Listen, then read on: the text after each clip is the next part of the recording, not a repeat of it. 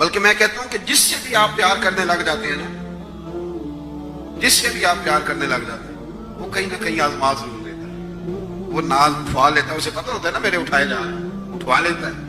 حضرت سعد بن ابی وقاص کہتے ہیں میرا اپنی اماں سے بڑا پیار تھا اور زمانہ جانتا کہ بڑا پیار ہے، میں نے کلمہ پڑھ لیا، میری اماں نے بھوک ہڑتال کر دی۔ اس نے کہا کہ جب تک آپ کلمہ نہیں چھوڑیں گے معاذ اللہ میں روٹی نہیں کھاؤں گا۔ استغفر اللہ۔ تھوڑی سی آبادی تھی، برادری میں رہتا تھا، بڑا سا گھر تھا، زمانہ جانتا تھا۔ فرماتے ہیں ہر چوک میں میری باتیں ہونے لگی۔ تیسرا دن ہو گیا، اماں نے روٹی نہیں کھائی۔ اب اندازہ کر لیں کہ شام کو افطار کے وقت کیا حالت ہوتی ہے آدمی کی، کھانا نہ ملے تھے۔ اور تیسرا دن ہو گیا، بوڑھی اماں، ہر چوک میں بات ہو رہی، اور سعد کی اماں، اور میری ماں کو بھی پتا تھا کہ میں جہاں چاہوں گی مجھ سے محبت کرتے جب وہاں آئے گا۔ آپ فرماتے ہیں ہر چوک میں بات ہونے لگی، ہر جگہ لوگ ذکر کرنے لگے، باتیں چھڑ گئی، میری ہی باتیں، میرے ہی تذکرے، میرے بارے میں ہی لوگوں کا ذکر۔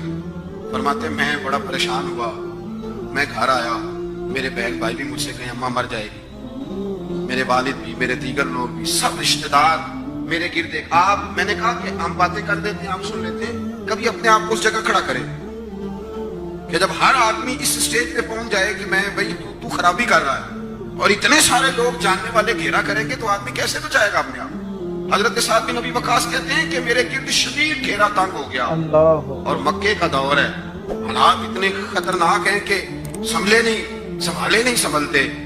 آپ فرماتے ہیں جب حد ہو گئی تو میں نے کہا اماں سنو پھر میری بات، میں تم سے بات کرنے لگا ہوں۔ کہتے ہیں میرے بہن بھائیوں کے بھی کان کھڑے ہو گئے، اماں بھی سہارا لے کے اٹھ کے بیٹھ گئی کہ لگتا ہے کہ برف پگھلنے لگی، لگتا ہے کچھ نرم ہوا ہے۔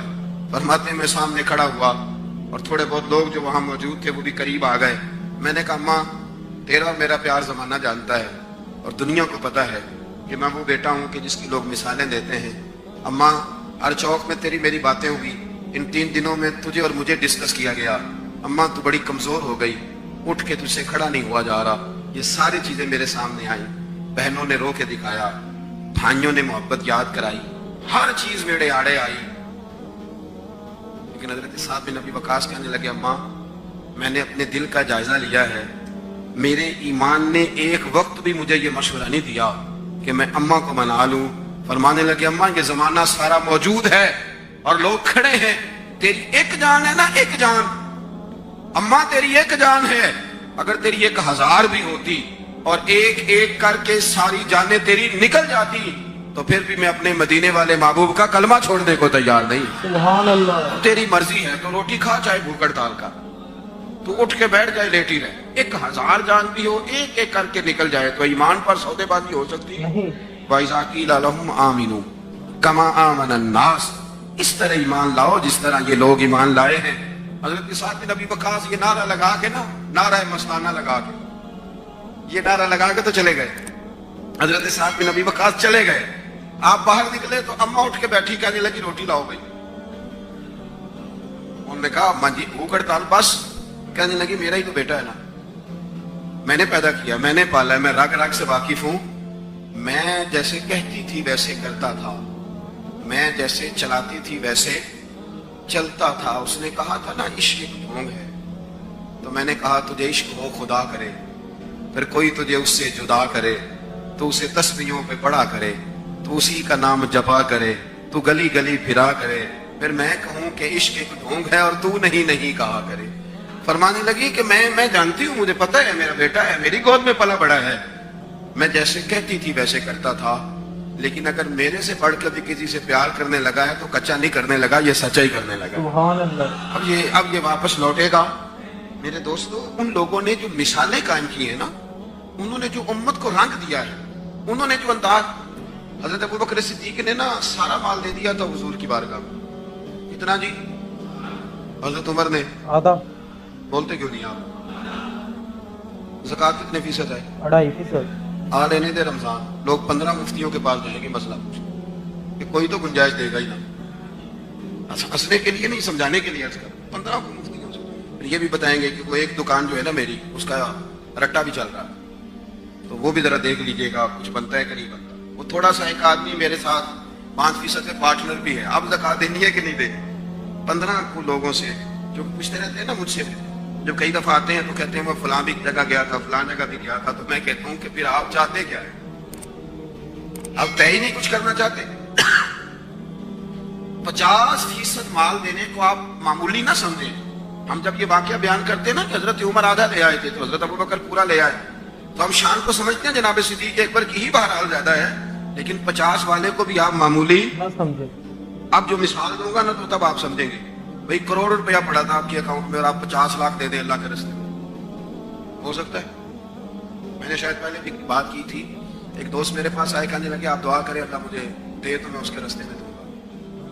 मैंने कहा या अल्लाह इसे 1.5 करोड़ दे, ये 1 करोड़ तेरे रास्ते में दे दे। सुभान अल्लाह। तो भी घूरने लगा जैसे आप घूरने लगे। मैंने उसे कहा मियां अभी तो दुआ हो रही है, अब तो दुआ में भी आपके मुंह से आमीन नहीं निकला। या अल्लाह 1.5 करोड़ दे, 1 करोड़ तेरे। तो वो कहने लगा नहीं नहीं इंशाल्लाह देंगे। मैंने कहा नहीं आप नहीं देंगे, आप तो आमीन नहीं कह रहे साहब, आप कैसे देंगे? मुमकिन ही नहीं है, हमें पता है। आपको तो वो जब बैंक से आएगा ना मैसेज कि हजरत को जो 20 लाख बिल्कुल बदा हुआ था वो आपका 18.5 हो गया, बड़ी टेंशन होती है कि 1.5 लाख का मैसेज आ गया, इधर गई रकम, बड़ा मुश्किल। हम बात कर देते हैं लेकिन लोग समझते हैं कि ये बड़ा, भाई 50%। हजरत उमर कहते हैं मैं हर चीज आदि करके, इसको आप छोटी बात समझते हैं, लेकिन कहते हैं जब ला के मैंने हुजूर की खिदमत में रखी और मेरे दिल में ये बात थी कि आज मैं अबू बकर से आगे गुजरूंगा, पलट के देखा तो अबू बकर के सर में टोपी कोई नहीं, अल्लाह। पैरों में जूता कोई नहीं, बोरिए का लिबास पहन के आया। हजरत सैयदना उमर फारूक कहते हैं यार जवाब क्या होने थे, बात क्या होनी थी। जो नबी करीम ने सवाल किए तो सवालों में बड़ा फर्क था, सवालों में बड़ा फर्क था, तो जवाब क्या होता? फरमाने लगे मुझसे हुजूर ने पूछा क्या लाए हो? मैंने कहा हुजूर आधा। मुझसे पूछा क्या लाए हो? मैंने कहा हुजूर आधा लाया। और फरमाते अबू बकर सिद्दीक से ये नहीं पूछा क्या लाए हो। हुजूर फरमाने लगे अबू बकर घर में क्या छोड़ के आए? अल्लाह अल्लाह करे आपको समझ आए। ये नहीं फरमाया क्या लाए हो। अबू बकर घर में। और कुर्बान जाएं जो अहले तसव्वुफ हैं, जो थोड़ा बहुत सूफिया को जानते हैं, वो जरा इस जवाब को देखेंगे तो रश्क करेंगे। हज़रत सिद्दीक़ अकबर कह सकते थे हुजूर जो था पेश कर दिया, कह सकते थे। कहा लोगों ने क्या छोड़ के आए हो?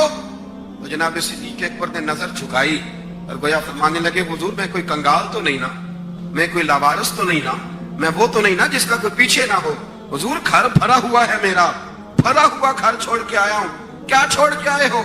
या रसूल अल्लाह, अल्लाह को भी घर छोड़ आया हूँ, अल्लाह के रसूल को भी घर छोड़ के आया हूँ। सुभान अल्लाह। भरा हुआ घर है, मैं कोई कंगाल हूँ, वो लावारिस हूँ कि मेरे पीछे कोई ना हो? भरा हुआ घर छोड़ के। अब बात को समझे, ये वो ईमान है, ये वो नजरिया है।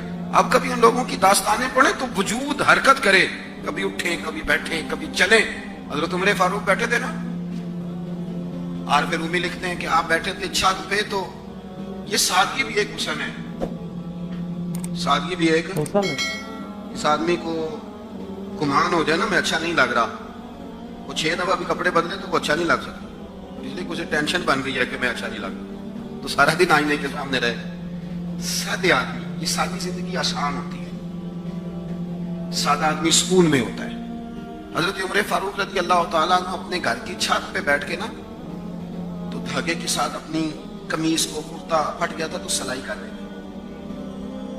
ये मजेदार जिंदगी है। अगर आपकी आदत हो गई है ना कि मैं कुछ हूं तो मेरे आगे पीछे फिरो, तो आप तो तकलीफ में आ जाए, तो कुछ नहीं आप कर पाएंगे, जिंदगी का कोई मजा ही नहीं ले पाएंगे। ये उन्वान नहीं, वरना इस पर तफसील से बात करता।